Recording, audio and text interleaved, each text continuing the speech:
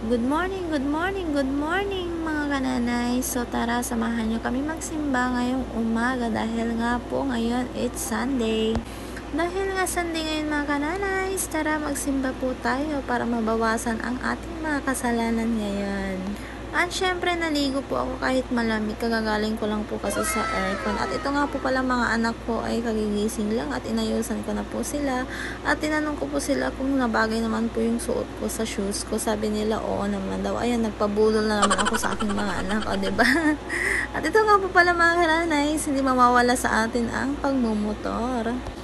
Ito lamang po ang aming service ngayon mga kananay, ang motor ng aking Diyosawa.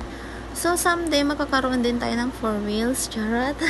At hindi na kami magsisingle, kaming tatlo, ba diba? At ito na nga mga kananays, nandito na nga tayo sa simbahan. Nakarating na nga tayo agad-agad, diba? Fast forward na natin ang video dahil mahaba-haba po ito pagka hindi ko fast forward.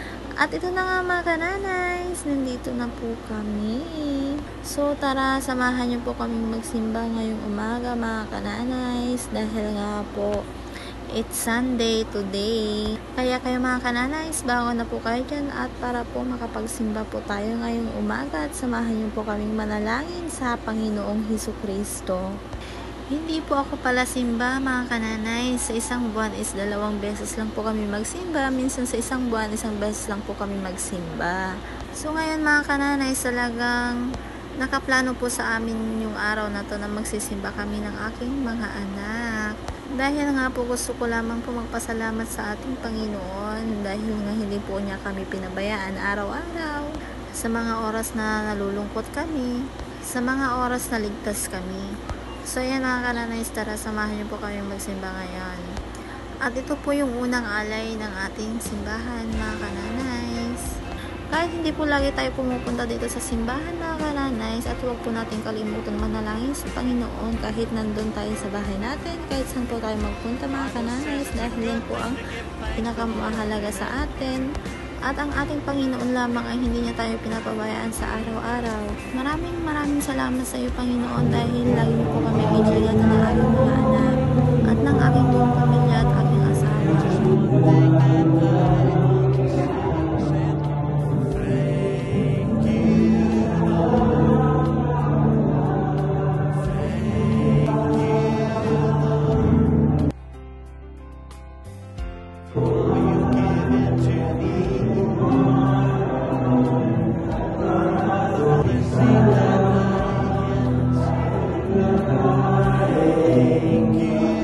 Para mga kananay, samahan niyo po kaming manalangin ngayong umaga. Sabay-sabay po tayong manalangin ngayon mga nanay. Mahal na Ama sa langit, sa pagsikat ng araw, nagpapasalamat ako sa iyo para sa bagong araw na ito. Bigyan mo po ako ng lakas at karunungan upang maharap ang mga hamon nito. Tulungan mo akong ipalaganap ang pagmamahal at kabaitan sa lahat ng aking nakasasalamuha. Patnubayan mo ang aking mga hakbang at hayaang liwanagan ako ng iyong liwanag. Pagpalain mo po ang aking pamilya at mga kaibigan, panatilihin silang ligtas at malusog. Salamat po sa araw-araw na binibigay niyo sa amin. At salamat po sa araw-araw na ligtas po kami, Panginoong Hesukristo. Gabayan niyo po kami lagi, mahal na aming Panginoon. At gabayan niyo po ang aking asawa na sa ibang bansa, Panginoong Hesukristo. Iligtas mo po siya sa kapahamakan at lagi mo po siyang gabayan. Ilayo po sa anumang sakit na ang karamdaman ng kanyang katawan, Panginoong Hesukristo.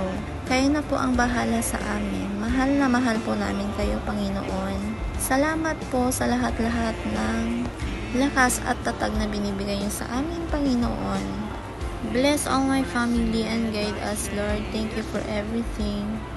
And thank you again, Lord, not only for today, but also for every day.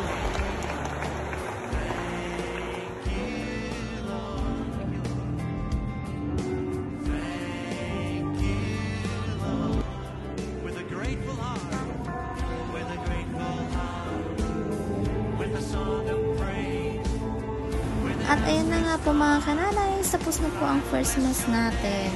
Napakagaan nga po pala mga kananays pag nakapagsimba po tayo, diba? Nawawala lahat yung nararamdaman sa dibdib dahil nga po nag-pray ka na kay Jesus. At ayun na nga mga kananays, pupunta nga po pala kami dyan sa palengke ng Muñoz. Dahil nga po Sunday today is mamamalengke po tayo ng kahit kaunti lang po ang ating ulam. At nandito na nga po pala kami mga kananay. So ayan, tingin-tingin po kami ng aming uulamin ngayong tanghali. Dahil nga po mga kananay, ang hirap pong mag-isip kung ano po talagang uulamin.